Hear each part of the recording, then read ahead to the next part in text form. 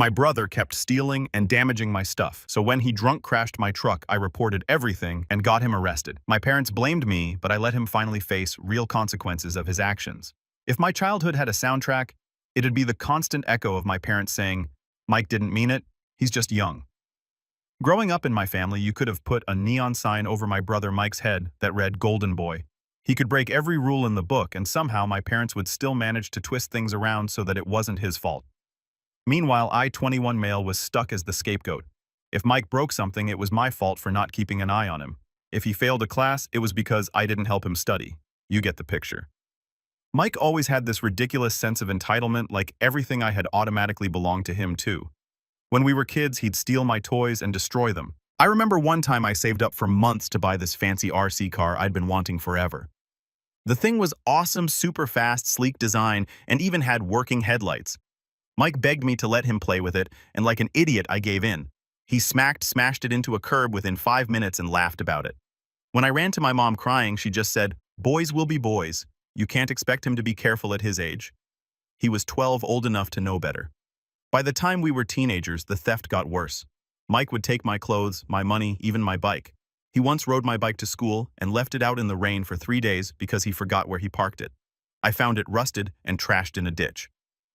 When I blew up at him, my mom just sighed, "You need to share Eli, your brother." Meanwhile, my parents acted like I was some kind of charity case they were being forced to support. I worked my butt off babysitting mowing lawns and shoveling driveways to save for college, but I still had to ask them for little things like gas money or help buying school supplies. Every time it came with a lecture about learning the value of money and how it's not our job to spoil you. Then, there was Mike the Golden Boy. He could destroy anything he touched, and my parents would bend over backward to replace it. His first car, a crappy old Toyota, lasted 6 months before he totaled it, driving like a maniac. My parents bought him another car, a beat-up Honda, which he wrecked within a year. Did they let him suffer the consequences? Of course not. They just found him another junk car, saying he's young, he'll learn. I didn't even get a chance to learn. By the time I turned 18, I'd had enough. After one particularly bad fight where Mike managed to break my laptop by borrowing it and then blamed me for leaving it somewhere he could grab it, I decided to leave. I called my Uncle Frank, my mom's older brother, who'd always been the only sane adult in my life. Uncle Frank is a retired cop, no nonsense but fair, and he agreed to let me move in with him. He even gave me his old truck, a GMC that had been with him for years. The truck wasn't flashy, but it was solid, a workhorse. It had a few dents and scratches from Frank's years on the job, but I didn't care. It was mine, and it was the first thing in my life I didn't have to share with Mike. That truck became my pride and joy. I kept it clean, learned how to do basic maintenance on it, and even started doing small side gigs hauling stuff for people. It gave me independence, which I desperately needed after 18 years of being treated like an afterthought. Of course, Mike hated the truck. He couldn't stand that I had something he didn't. Anytime I drove it over to my parents' house, he'd find some excuse to complain. "Why do you get a truck?" he'd whine. "Mom and Dad didn't buy me a truck. That's not fair." I'd remind him again and again that Uncle Frank gave it to me, not our parents, but it didn't matter. In Mike's mind, anything nice I had was something he was entitled to. Things came to a head when Mike wrecked his third car. He was driving like an idiot as usual and smashed it into a street pole. He showed up at my parents' house the next day, acting like the world had ended. "What am I supposed to do now?" he complained. "I need a car to get to work." My mom looked at me like I was holding the solution to all of life's problems. "Eli, why don't you let your brother borrow your truck? He really needs it."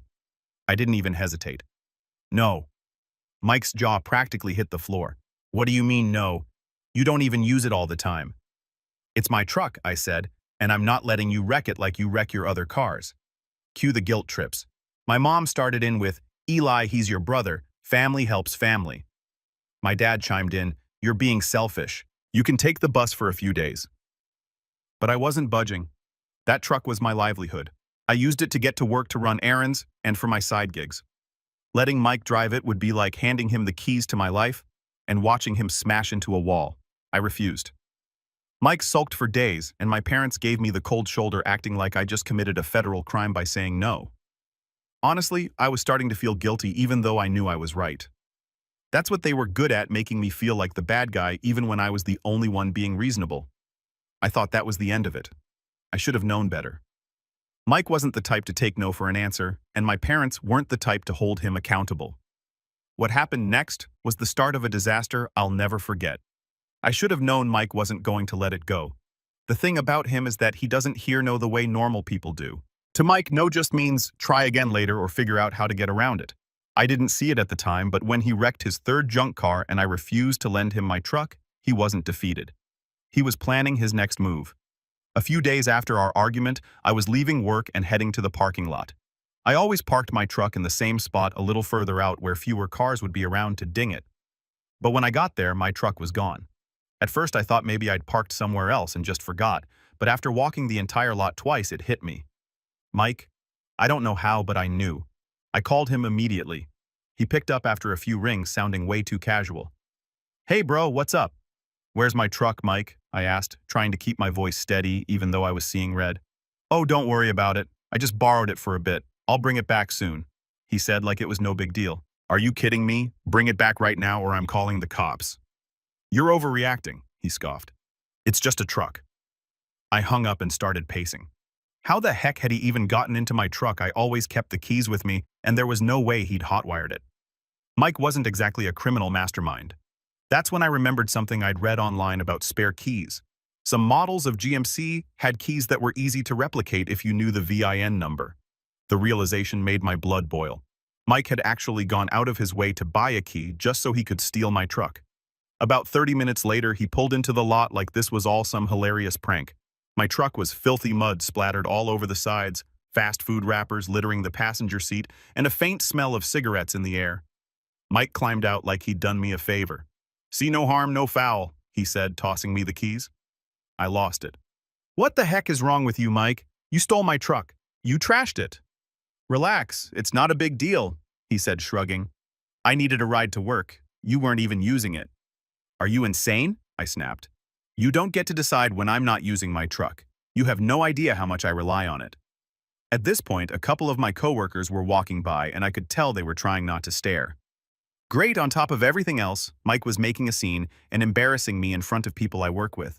I told him to leave, but not before making it crystal clear if he ever touched my truck again, I'd call the cops. Mike just laughed and walked off like I was joking. That was the thing about him. He never took anything seriously. He always assumed that if he pushed hard enough, someone else would clean up his mess. That night, I called Uncle Frank and told him what happened. I was half expecting him to lecture me for not calling the cops right then and there, but instead, he just sighed. "I'm not surprised," he said. "Your brother's been getting away with this mess for too long. You've got to set some boundaries." He offered to help me install a GPS tracker in the truck, just in case Mike tried something like this again. Frank wasn't the type to say things like, "I told you so," but I could tell he was thinking it. "Next time, don't even call him. Just call the cops. He needs to learn there are consequences." The next morning, I spent a good 2 hours cleaning the truck. The mud was caked on so thick that it looked like Mike had driven it through a swamp. The interior was just as bad: fast food grease stains on the seats, soda spills on the floor mats, and the cigarette smell that wouldn't go away no matter how much air freshener I used. It felt like a personal violation. That truck wasn't just a vehicle to me. It was my independence, my way out of the dysfunction I'd grown up with, and Mike had treated it like garbage. When I got home, my mom called. I thought maybe she'd heard about what happened and wanted to apologize, but of course I was wrong. "Eli," she started in that tone she always used when she was about to scold me. "Mike told me you yelled at him last night. Was that really necessary?" "Are you serious right now?" I asked. "He stole my truck, Mom." "He borrowed it," she corrected, "and he said he brought it back. You didn't need to make such a big deal about it." "He didn't borrow it. Borrowing implies permission. He stole it and he trashed it." "You're being so dramatic," she said, sighing like I was the problem. "You know how hard things have been for him lately. He's your brother Eli. Family helps family." I hung up on her. I couldn't deal with the mental gymnastics anymore. No matter what Mike did, they always found a way to justify it, and no matter how much I stood up for myself, they always made me feel like I was the bad guy. For a few weeks, things were quiet. Mike avoided me probably because he didn't want to deal with another argument, and my parents gave me the silent treatment. Part of me thought maybe they'd finally realized I wasn't going to roll over anymore, but the truth was they were just waiting for the next opportunity to put Mike's problems on my shoulders. Uncle Frank's advice was starting to make more sense. If Mike ever pulled something like this again, I wasn't going to argue or negotiate. I'd call the cops and let him deal with the fallout. What I didn't realize was that the next time Mike took my truck, things would escalate far beyond what I could have imagined. By the time Christmas rolled around, things between me, Mike, and the rest of the family were still tense after the whole stolen truck fiasco. Mike had been avoiding me and my parents were giving me their usual cold shoulder, but it was Christmas and like every year I still showed up to the family gathering. I wasn't there for them. I came for my cousins, my Uncle Frank, and the food. The day started off fine enough, but it didn't take long for the cracks to show. As soon as I walked through the door, my mom gave me one of her passive-aggressive greetings. "Oh, Eli, you made it. I wasn't sure you'd show up after all the drama this month," she said loud enough for everyone in the living room to hear. I ignored her, dumped my coat on the nearest chair, and headed straight for the kitchen. Frank was already there, sipping coffee and chatting with Aunt Linda. "Merry Christmas, kid," he said, giving me a firm pat on the back. He must have seen the irritation on my face because he leaned in and muttered, "Let it roll off. Don't let her get to you." The day dragged on with the usual holiday chaos, kids running around aunts and uncles arguing over politics, and my mom sneaking in little digs whenever she thought no one was listening.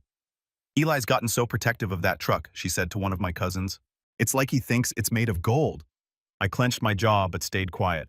No point in starting a fight over Christmas dinner. Mike, on the other hand, was acting unusually quiet. He stayed glued to his phone most of the day, barely making eye contact with anyone. It felt off, but I figured he was sulking because I'd shut him down so hard last time we spoke. I didn't care. I was happy to have him stay out of my way. As the evening wore on, I noticed something odd. My truck keys, which I always kept clipped to my belt loop, were missing. At first, I thought maybe I'd dropped them somewhere, so I started retracing my steps. I checked the kitchen, the living room, even the bathroom, but they were nowhere to be found. That's when the dread started creeping in. I stepped outside and sure enough, my truck wasn't parked in the driveway where I'd left it. I felt my stomach drop. Pulling out my phone, I opened the GPS tracker app. The little dot that represented my truck was already a few miles away, moving fast. I stormed back inside and called Mike. "Where's my truck, Mike?" I demanded. He didn't even try to deny it. "Relax, bro. I'm just picking up a friend. I'll bring it back in like an hour." "You stole my truck again."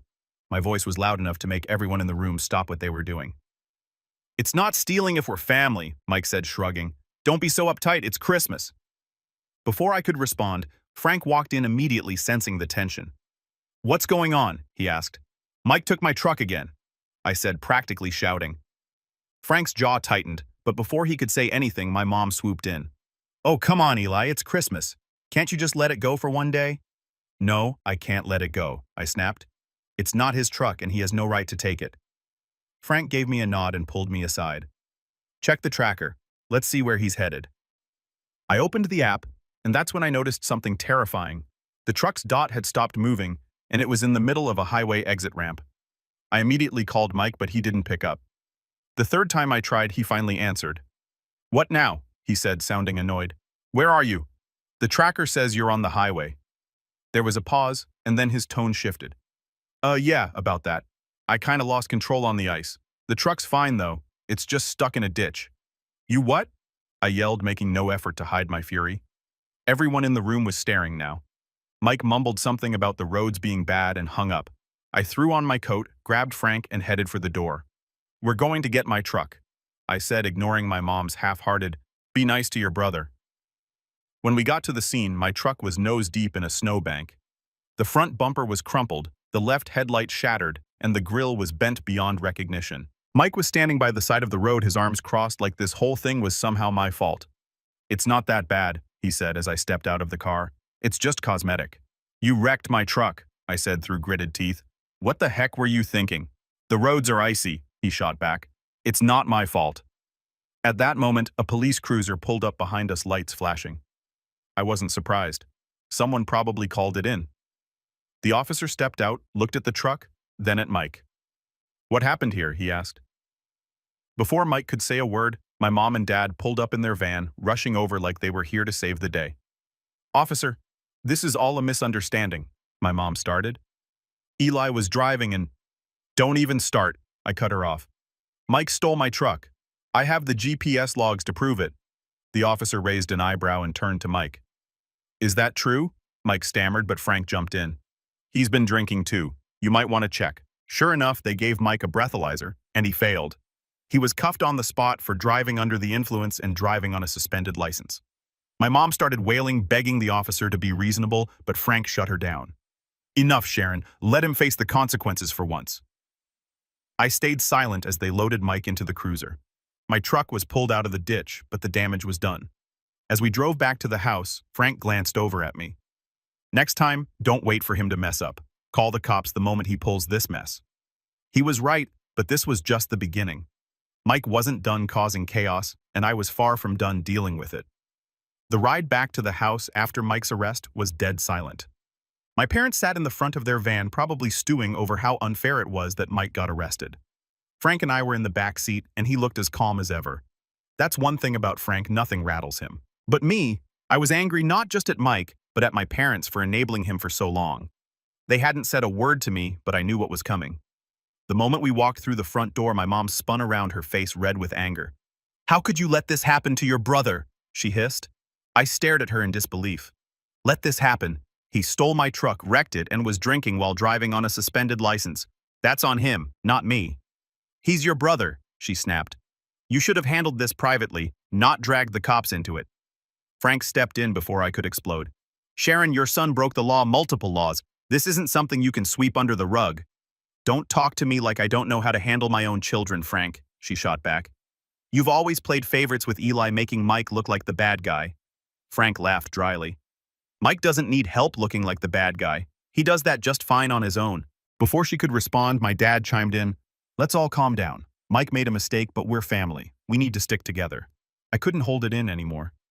"Stick together? You've been covering for him his entire life. You're not helping him. You're enabling him." My dad shook his head like I was the one who didn't get it. "He's had a rough time, Eli. You wouldn't understand. Life's been harder for him." "Harder for him?" I scoffed. "He's been handed everything while I've had to work for everything I have, and look where it's gotten him arrested again." Frank raised a hand.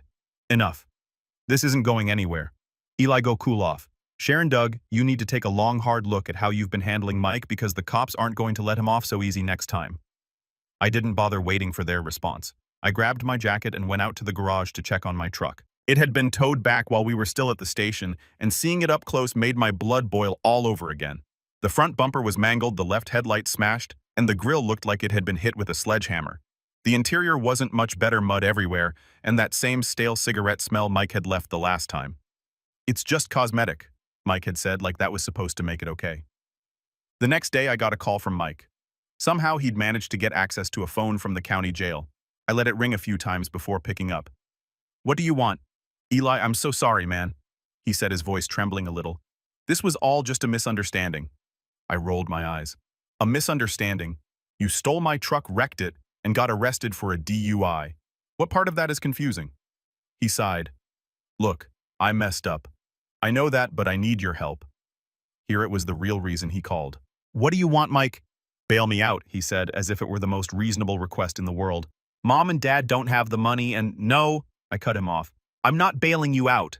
"Eli, please," he begged. "I can't stay in here. It's awful. These guys, they're rough." "Maybe you should have thought about that before you stole my truck," I said coldly. "You're on your own." I hung up before he could respond. A few minutes later, my mom called. "Eli, you need to bail your brother out." "Why can't you or Dad do it?" I asked.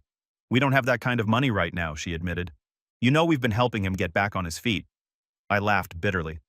"Helping him? You mean enabling him? No, I'm done." "Eli, don't be like this," she pleaded. "He's your brother." "And he's a grown man who needs to face the consequences of his actions," I said. "Don't call me about this again." I hung up and blocked her number for the rest of the day. Later that evening, Frank came by with some news. So turns out Mike's not just looking at a DUI. He's also facing charges for driving on a suspended license, reckless driving, and theft. "Theft?" I asked, surprised. "Yeah," Frank said with a shrug. "Technically, he stole your truck, and since you didn't give him permission, the cops added it to the list." For a second, I felt a pang of guilt, but then I thought about all the times Mike had taken advantage of me, all the excuses my parents had made for him, and all the nonsense I'd put up with. "Good," I said. "Maybe this will finally teach him a lesson." Frank gave me a small nod of approval. "We'll see. Knowing your parents, they'll try to smooth it over." Sure enough, my parents did just that. Over the next week, they scrambled to pull together money for Mike's bail. He came straight to their house looking like he'd been through heck. Mike didn't say a word to me when I stopped by to grab some things I'd left in their garage. He just sat on the couch, staring at the floor. Part of me wanted to believe he'd finally learned his lesson, but deep down, I knew better. The fallout from Mike's arrest came fast and hard, and for once, I wasn't the one cleaning up his mess. He'd been charged with driving under the influence, driving on a suspended license, reckless driving, and theft. My parents did their usual scramble to shield him from the consequences, but this time, it wasn't enough. The court wasn't buying their excuses. Mike's legal troubles piled up like snow in a blizzard. The judge didn't go easy on him, and while Uncle Frank had managed to get the DUI reduced to reckless driving, the rest of the charges stuck. Between court fees, fines, and mandatory probation check-ins, Mike was looking at thousands of dollars in penalties. The financial side of things hit Mike harder than the legal consequences. Now with his license suspended and no real way to pay off his debts, the cracks in his entitled facade started to show. At first, Mike tried to lean on my parents to foot the bill for everything like he always did, but even their resources were running dry. They'd already spent most of their savings bailing him out, and when he hit them up for cash to cover his probation fees, they finally put their foot down, sort of. "Mike, we can't keep doing this," my mom said one evening when I stopped by to pick up some of my tools. She was sitting at the kitchen table with a stack of bills in front of her, looking more stressed than I'd ever seen her. "We've already borrowed from your Aunt Linda just to keep up with your court costs." Mike, sitting across from her with his arms crossed, looked annoyed. "So what am I supposed to do? I can't work without a car and I can't pay the fines if I'm not working." "Well," my dad chimed in, trying to be the voice of reason, "maybe it's time to sell some of your things." The look on Mike's face was priceless. You'd think they just asked him to sell a kidney. "Seriously, you want me to sell my stuff because of one little mistake?" "It wasn't one mistake, Mike," I cut in from the doorway. "It was a series of bad decisions that got you here. Maybe it's time you face the consequences." He glared at me, but didn't say anything. It was clear he didn't have a leg to stand on. Over the next few weeks, Mike's financial situation got worse. With no income and no car, he was forced to take a part-time job at a local pizza place as a delivery driver. The irony wasn't lost on me, Mike, the self-proclaimed golden boy, reduced to delivering pizzas on foot and borrowing my parents' ancient minivan when absolutely necessary. He hated every second of it.